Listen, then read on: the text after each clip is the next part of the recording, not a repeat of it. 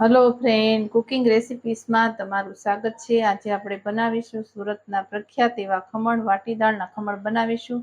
તો મેં અહીંયા 2 વાટકી જેટલી દાળ લીધી છે, ચણાની દાળ તમે જોઈ શકો છો। આ દાળ મેં 3 થી 4 કલાક જેવી પલાળી છે। તો આપણે એને ક્રશ કરી લઈશું। તમે જોઈ શકો છો આપણી દાળ છે એકદમ પલળી ગઈ છે, સોફ્ટ બની ગઈ છે। તો હવે આપણે એને મિક્સરમાં ક્રશ કરી લઈશું। તો મિક્સરમાં આપણે નાખી દઉં છું।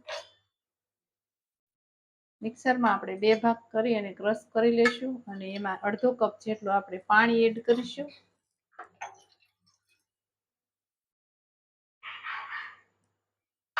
હવે આપણે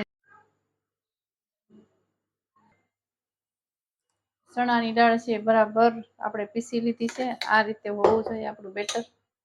તમે જોઈ શકો છો કરકરું એકદમ આ રીતે બનાવવાનું છે બેટર। તો હવે આપણે તપેલીમાં કાઢી લઈશું અને આપણે 7 થી 8 કલાક સુધી આપણે આને આથો લાવવાનો છે, એટલે આપણે મૂકી દઈશું બરાબર મિક્સ હલાવીને।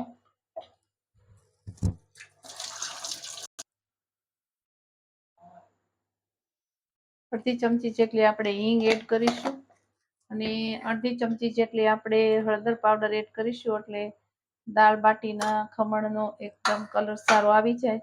અને આથો લાવવા માટે મેં અહીંયા એક લીંબુનો રસ લીધો છે। તમે લીંબુ અથવા તો લીંબુ ન હોય તો તમે લીંબુના ફૂલનો પણ રસ લઈ શકો છો। અને આપણે થોડુંક અડધો કપ જેટલું આપણે પાણી એડ કરીશું અને હવે બરાબર મિક્સ કરી લઈશું।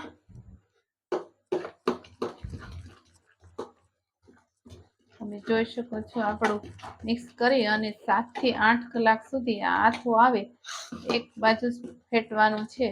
બરાબર મિક્સ કરી લઈએ આપણે। અને બેટર છે એ આપણે બહુ જાડું રાખવાનું નથી, બહુ પાતળું નથી રાખવાનું, મીડિયમ રાખવાનું છે। દાળ બાટીનું બેટર છે એ થોડું જાડું હોય છે, એટલે આ રીતે હોવું જોઈએ। તમે જોઈ શકો છો થોડીક પાણી નાખવાની જરૂર પડે તો આપણે પાણી નાખીશું। આપણે થોડુંક પાણી એડ કરીશું, બરાબર આપણે મિક્સ કરી લઈશું। તો આપણા ખમણ છે એ બહુ સારા બનશે જેમ ફેટવાથી। અત્યારે મિશ્રણ બરાબર આપણે કરી અને તમે જોઈ શકો છો આપણું મિશ્રણ બરાબર થઈ ગયું છે। તો આપણે હવે 7 થી 8 કલાક સુધી આ રીતે આપણે ડીશ ઢાંકી અને મૂકી દઈશું। આથો સવારે એકદમ સરસ આવી જાય તો સવારે આપણે બનાવીશું। હવે આપણો આથો આવી ગયો છે, 7 થી 8 કલાક જેવું થઈ ગયું છે। રાત્રે મેં આથો કરવા મૂકી દીધો। તમે જોઈ શકો છો આથો એકદમ સરસ આવી ગયો છે અને દાળ છે એ ફૂલીને એકદમ મસ્ત બની ગઈ છે, તમે જોઈ શકો છો। હવે આપણે એમાં 1 ચમચી જેટલું આદુ લસણની પેસ્ટ નાખીશું મરચાંની, અને ખાવાના સોડા આવે એ આપણે 1 ચમચી જેટલા નાખીશું, 1/4 સ્પૂન જેટલા, એટલે આપણો આથો છે એ બહુ સારો આવી જાય। હવે આને બરાબર મિક્સ કરી લઈશું। આપણે ફેટી લેવાનું છે, એક જ સાઈડથી ફેટશું એટલે બહુ સારો એવો ટેસ્ટ આવશે ને સ્વાદ પ્રમાણે આપણે મીઠું એડ કરીશું।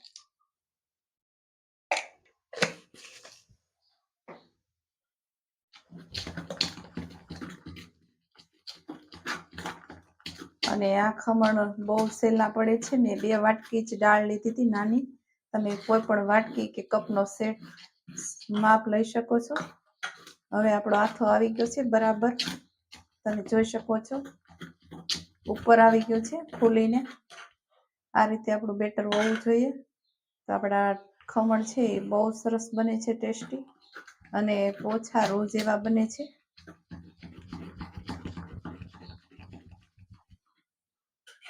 હવે આપણું બેટર છે એ એકદમ ફેટી લીધું છે, તમે જોઈ શકો છો ફૂલી ગયું છે। હવે આપણે એને એક ડીશ લઈશું ઢોકળિયામાં બાફવા માટે। એને આપણે ગ્રીસ કરી લઈશું બરાબર તેલથી, એટલે આપણા વાટીદાળ ખમણ છે એ ચોટે નહીં, એટલા માટે આપણે ડીશને આ રીતે ગ્રીસ કરી લેવાની છે તમારે।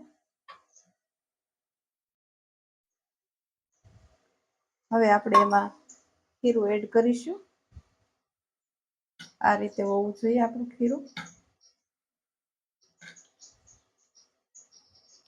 બહુ જાડું નહીં પાતળું નહીં, એ રીતે આપણે મૂકી દેવાનું છે ડીશમાં.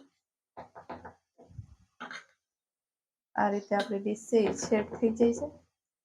હવે આપણે એક બીજી ડીશ લઈ લઈશું.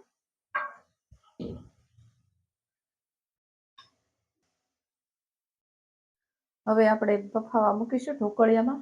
તો આ રીતે પ્લેટ આપણે મૂકી દઈશું. 15 થી 20 મિનિટ સુધી આપણે એને રેસ્ટ થવા દઈશું, એટલે સારી રીતે બફાઈ જાય. આપણે ઢાંકણ બંધ કરી દઈશું. હવે 20 મિનિટ સુધી આપણે થવા દઈશું. હવે આપણે મરચાં કાપી લઈએ વઘાર માટે. હવે મેં વઘાર માટે 3 મરચાં લીધા છે, આપણે તીખા મીડિયમ સાઈઝના લીધા છે. તો આપણે એને કટ કરી લઈશું આ રીતે. આથી વઘાર બહુ સારો એવો થાય છે. તીખા મરચાં હોય તો તમે વઘાર સારો એવો કરી શકો છો. મોળા મરચાંમાં બહુ એટલો બધો ટેસ્ટ નથી આવતો. વાટી દાળ ખમણમાં થોડા તીખા મરચાં હોય તો ટેસ્ટ બહુ જ સારો આવે છે.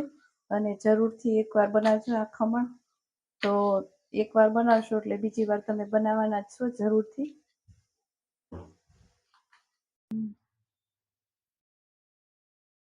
તો તમે જોઈ શકો છો, આ આપણે સરી કે ગમે એ આપણે જોઈ શકીએ છીએ કે આપણા ઢોકળા છે એ બફાઈ ગયા છે. ચોટી જાય તો તમારે સમજવાનું કે ઢોકળા થોડા ચડવા દેવાની જરૂર પડશે.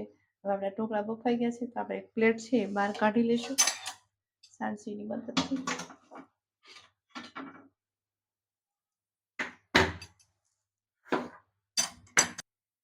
હવે આપણે 5 મિનિટ સુધી ઠંડુ થવા દઈશું. આપણા ઢોકળા વિખાય નહીં એનું ખાસ ધ્યાન રાખવાનું છે. ખમણ હવે આપણે એને કટ કરી લઈશું આ રીતે. બહાર મળે તેવા જ આપણા વાટી દાળના ખમણ બની ગયા છે રેડી.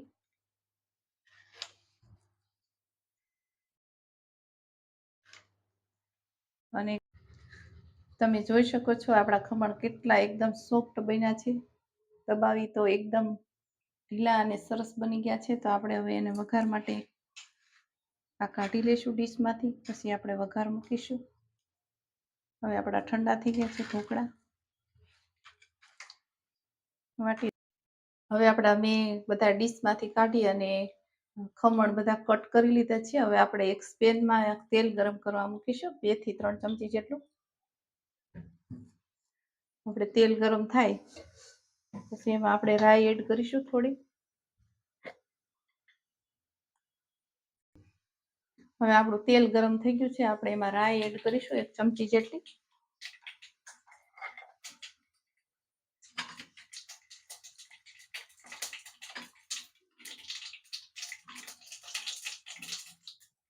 રાઈ ગરમ થઈ ગઈ, લીમડીના પત્તા એડ કરીશું. અને અહીંયા મેં 3 મોટા મરચાં કાપીને એડ કર્યા છે.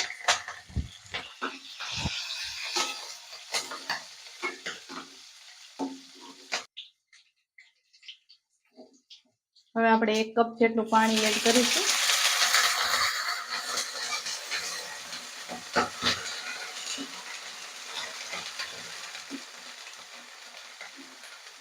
અને તડકો કહેવાય, આપણે તડકો થઈ ગયો છે આપણે વઘાર માટે. હવે આપણે એમાં નાખી દઈશું. બરોબર મિક્સ થઈ જાય એટલે હવે આપણે એમાં ખમણ છે ઢોકળા એ નાખી દઈશું અને બરાબર મિક્સ કરી લઈશું.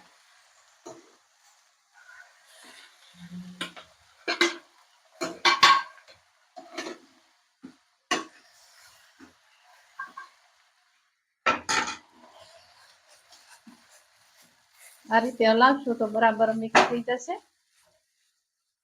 અને બહુ સારો એવો ટેસ્ટ આવે છે. તીખા મરચાંથી જ તમે વઘારજો. તમે જોઈ શકો છો આપણા ખમણ કેટલા સરસ બની ગયા છે. હવે રેડી છે. હવે ઉપરથી આપણે કોથમીર એડ કરીશું ગાર્નિશ માટે. હવે આપણા વાટી દાળ ખમણ રેડી છે.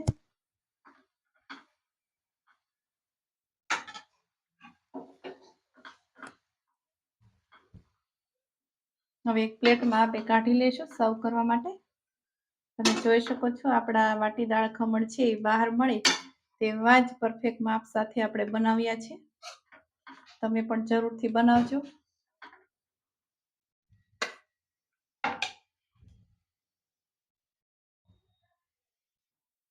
હવે આપણા વાટી દાળના ખમણ બની ગયા છે રેડી એકદમ.